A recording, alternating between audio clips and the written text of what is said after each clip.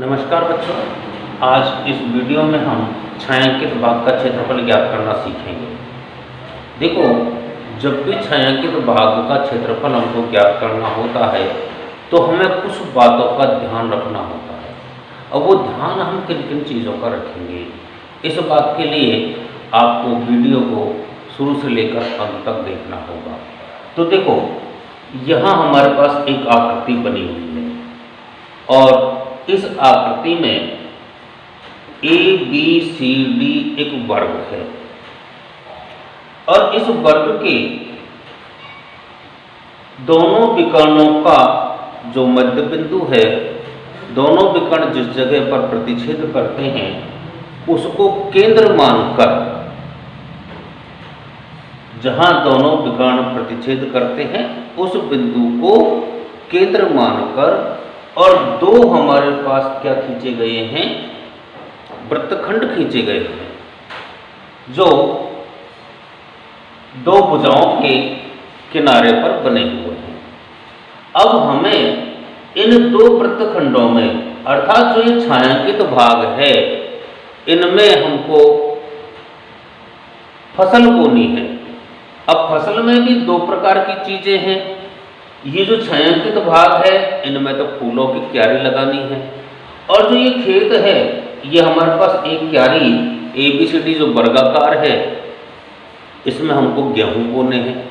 तो हमारा जो सवाल है उस सवाल के अंदर ये पूछ रहा है कि फूलों की क्यारियों का क्षेत्रफल ज्ञात करो, और उसके बाद ये भी पूछ सकता है हमसे कि गेहूं कितने क्षेत्र में बोया गया। तो यहाँ सबसे पहले हमको क्या ज्ञात करना है, फूलों की क्यारी का क्षेत्रफल।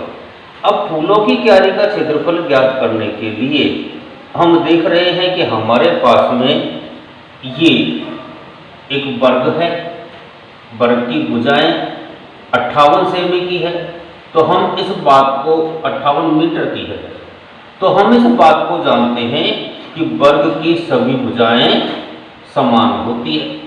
तो यहाँ पर प्रत्येक भुजा हमारे 58 मीटर की है। अब 58 मीटर की है तो हम सबसे पहले क्या ज्ञात करेंगे, क्योंकि हमारा जो वृत्तखंड त्रिज्याखंड बनेगा, वृत्तखंड बनेगा, उस वृत्तखंड की त्रिज्या कितनी होगी, इस विकर्ण की आधी होगी, क्योंकि O को केंद्र माना है और OA इसकी त्रिज्या है। OA, OB, OC, OD ये सब क्या है, इस त्रिज्याखंड की त्रिज्या है। तो यहाँ पर सबसे पहले हम त्रिज्याखंड की त्रिज्या को ज्ञात करेंगे, और त्रिज्याखंड की त्रिज्या को ज्ञात करने के लिए यहाँ हमारे पास में एक समकोण त्रिभुज है। ABC एक समकोण त्रिभुज है। इस समकोण त्रिभुज में 58 और इधर वाला 58, अर्थात AB और BC दो भुजाएं हैं, जो एक आधार है और एक लंब है। तो सबसे पहले हमको क्या ज्ञात करना पड़ेगा, AC। अब AC को कैसे हम ज्ञात करेंगे, AC को ज्ञात करने के लिए हमको पाइथागोरस प्रमेय का प्रयोग करना पड़ेगा। तो देखिए, AC का वर्ग बराबर AB का वर्ग प्लस BC का वर्ग। समझ में आ रहा है, क्योंकि हमें क्या चाहिए, त्रिज्या चाहिए, और त्रिज्या क्या है हमारे पास में, OA। तो OA ज्ञात करने के लिए हम सबसे पहले AC को ज्ञात करेंगे। अब AC को ज्ञात करने के लिए हमको यहाँ पाइथागोरस प्रमेय काम में लेनी है। तो यहाँ AC का मान हमारे पास में नहीं है, तो हम क्या करेंगे, 58 का वर्ग प्लस 58 का वर्ग। अब हम देख रहे हैं कि यहाँ पर AC का जो वर्ग है ये कितना हो गया हमारे पास में, 58। तो 58 का जब हम वर्ग करेंगे तो हमारे पास कितना हो जाएगा, या फिर हम इसको ऐसे भी लिख सकते हैं, 2 कोष्टक 58 का वर्ग। आ गया समझ में, क्योंकि ये दो बार है इसलिए हमने इसको 58 का वर्ग कर दिया। अब हम क्या करेंगे, जब हमें AC चाहिए तो इसका हम वर्गमूल कर देंगे, 2 कोष्टक 58 का वर्ग। अब जब हम वर्गमूल करेंगे तो ये 58 का स्क्वायर है, तो स्क्वायर तो हट जाएगा और रूट किस पर रह जाएगा, 2 पर। अब देखिएगा ये हमारे पास आ गया, क्योंकि हमने इसका वर्गमूल कर दिया। वर्गमूल करते हैं तो स्क्वायर जो होता है वो हट जाता है। अब ये AC का मान आ गया, तो यहां पर AC का जो मान है ये 58√2 मीटर है।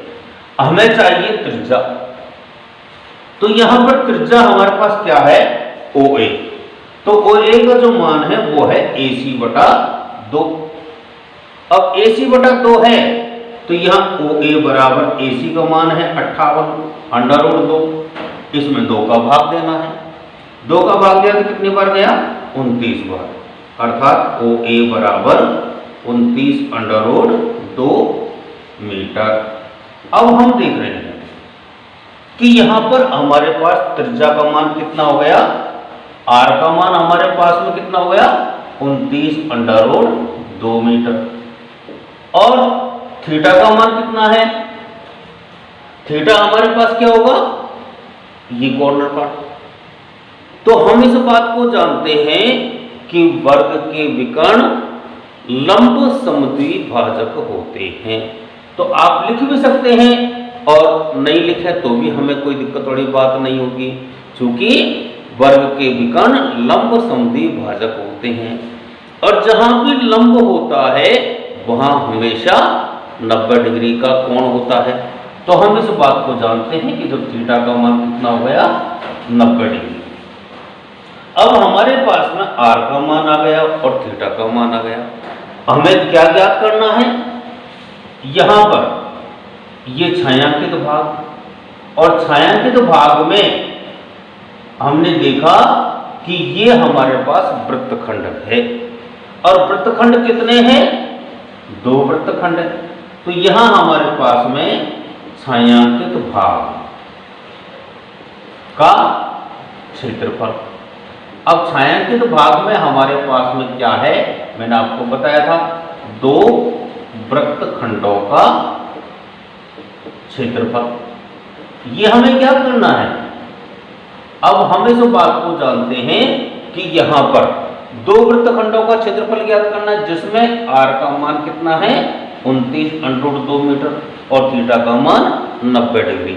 तो अब हम इनकी सूत्र लगा करके इसको हल करते हैं। देखिए, तो देखो हम 2 वृत्तखंडों का क्षेत्रफल निकालेंगे। हमारा सूत्र होता है, वृत्तखंड का क्षेत्रफल निकालने का सूत्र क्या होता है, पाई R स्क्वायर थीटा बटा 360 minus 1/2 R square sine theta. अब आप एक बात आपको मैं बता रहा हूं, उसको समझ लें। हम यहां पर थोड़ी सी गलती करते हैं। आप देखिएगा, ये पाई R स्क्वायर थीटा बटा 360 minus 1/2 R square sine theta, ये एक वृत्तखंड का क्षेत्रफल है। अब हमें कितने का चाहिए, 2 का। तो हम क्या करेंगे, इसको 2 से गुणा करेंगे।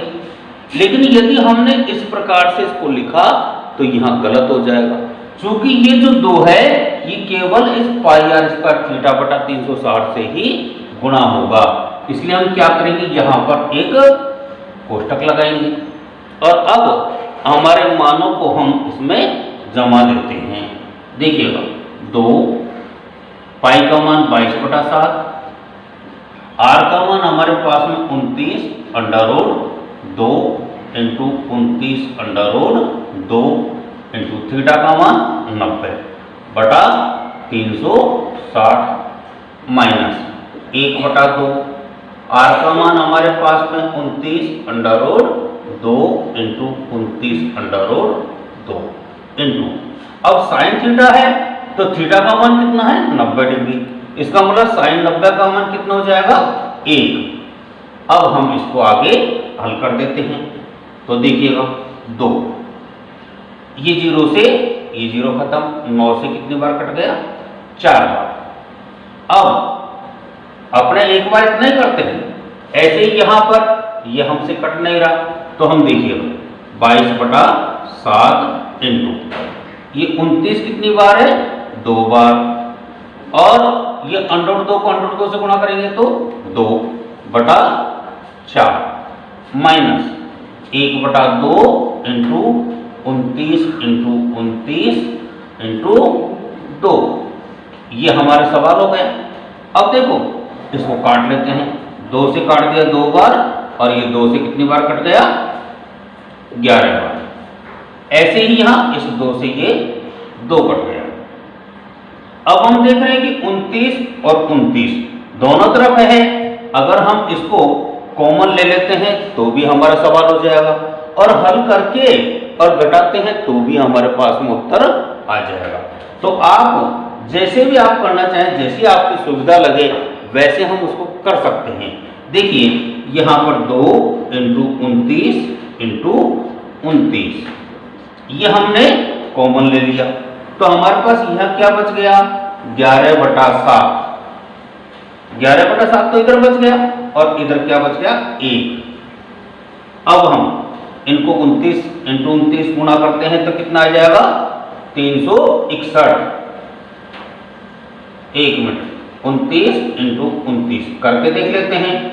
9 9 81 हासिल की 8, 9 2 18 और 8 26। ऐसे 2 से क्या? 2 9 18 हासिल 1 2 3 4 और 1 5। 1 कितना हो गया? 8 से 14 हासिल की 1 5 2 7 1 841।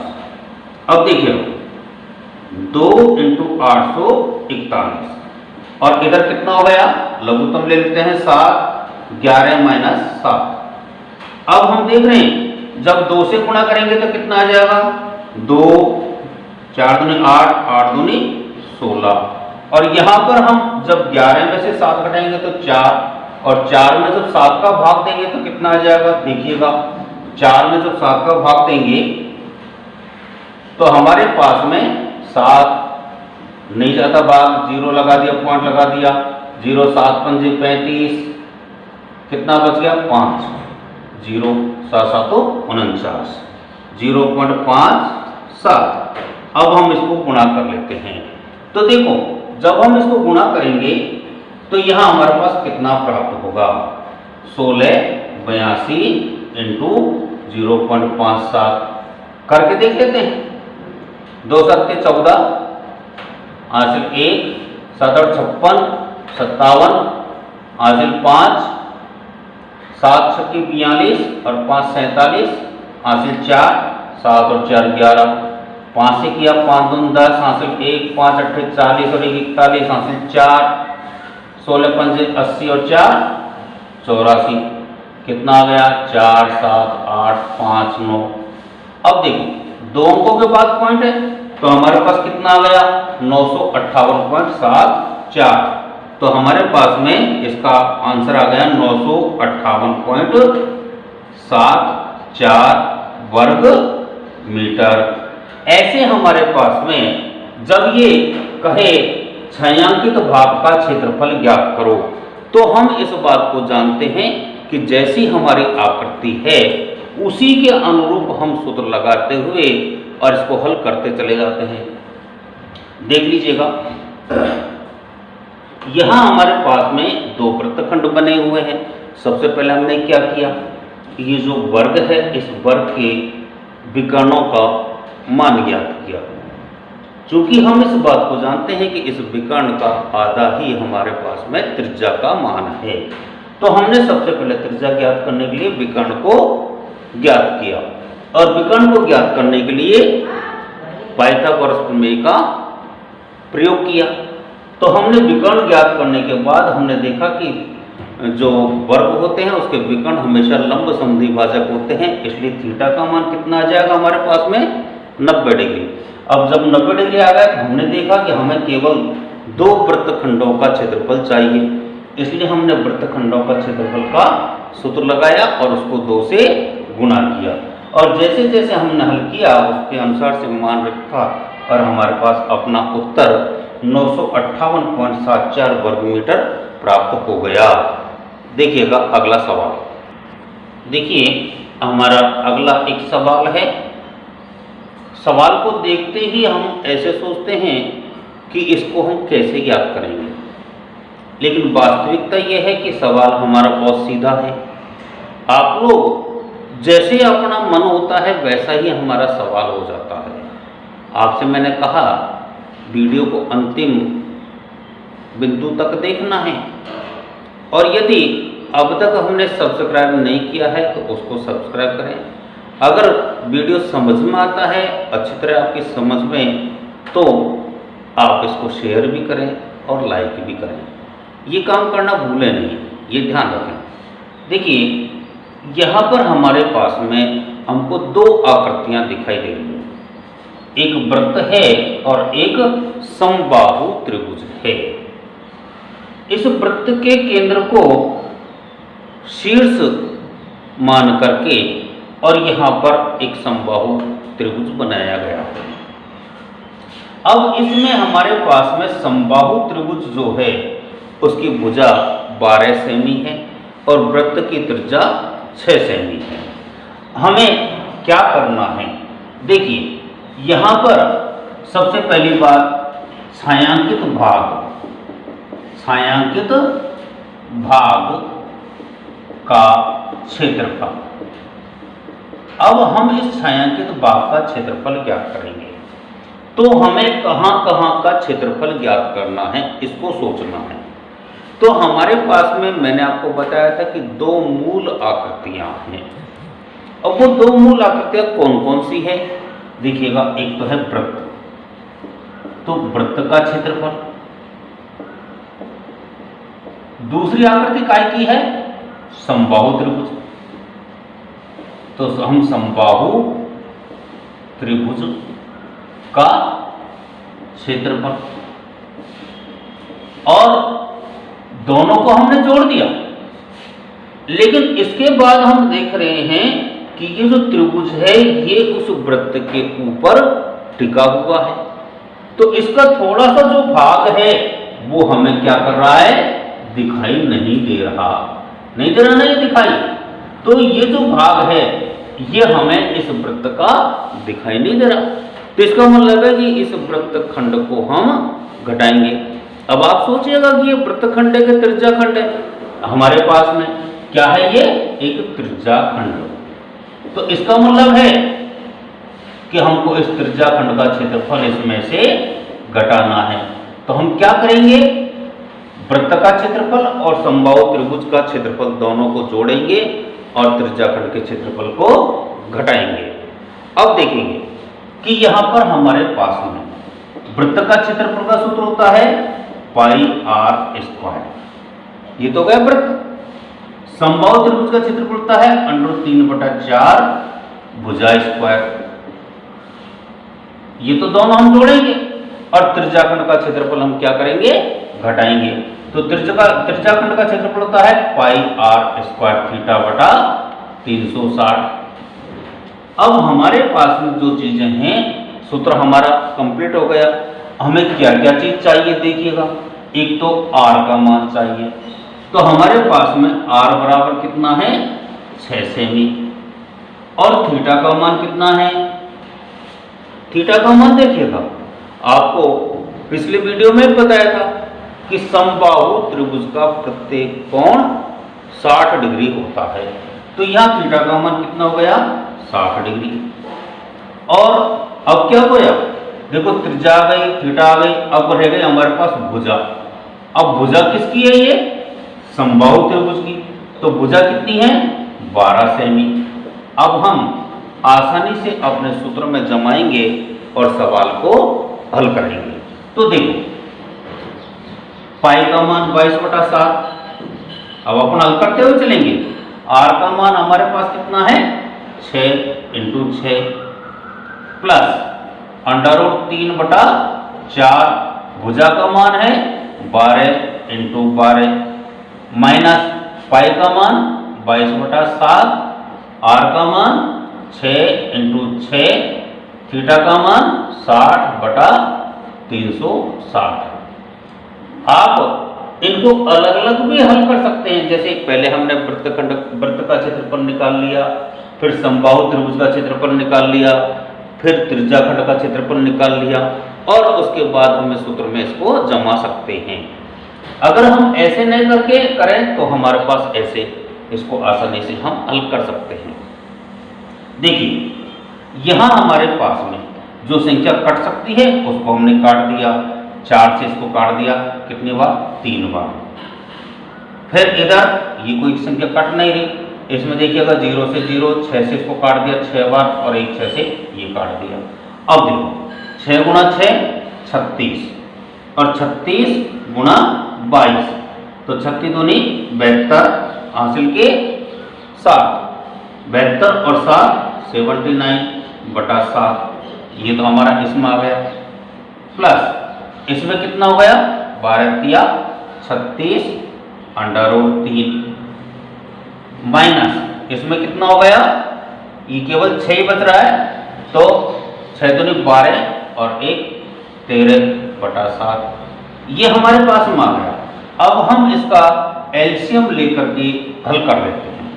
तो हमारे पास ये 1 आ गया, कितना हो जाएगा? देखो 7 हमने लघुत्तम ले लिया, 792 प्लस 6 सत्ते 42 हासिल की 4, 7 तिया 21 और 4 25 √3 माइनस 132 बराबर कितना आ गया? देखिएगा ये संख्या माइनस की है तो 10, 2 में से 0, 9 में से 3 गए तो 6, 7 में से 1 गया तो 6 प्लस 252 √3/7, ये हमारे पास वर्ग सेमी। इस प्रकार से हमने इसको हल किया। एक बार देख लीजिएगा, क्योंकि यहाँ छायांकित भाग का क्षेत्रफल हमसे पूछ रहा है, तो हमारे पास मूल आकृतियों को ध्यान में रखना है। मूल आकृतियां कौन कौन सी है? एक वृत्त और एक समबाहु त्रिभुज। हमने इन दोनों के क्षेत्रफल को जोड़ा और कौन सी चीज हमको काटी गई है? एक त्रिज्याखंड काटा गया है, उसको हमने इसमें से घटाया और ऐसे करके हमने इनके सूत्रों को लिखा और सूत्र में लिखने के बाद हमारे पास जो मान दिए गए हैं उनको इस सूत्र में जमा करके हमने इसको आगे हल कर दिया है। काटने पीटने के बाद हमारे पास जो उत्तर आया, अब यहाँ पर उत्तर में आप देखें कि ये जो आंसर है ये इस प्रकार का है कि हम इसको कॉमन भी ले सकते हैं। वैसे हम यहाँ अगर इसको छोड़ देते हैं तो बहुत अच्छी बात है, नहीं तो आप आगे गलतियाँ भी कर देते हैं, इसलिए आप ध्यान रखें। धन्यवाद।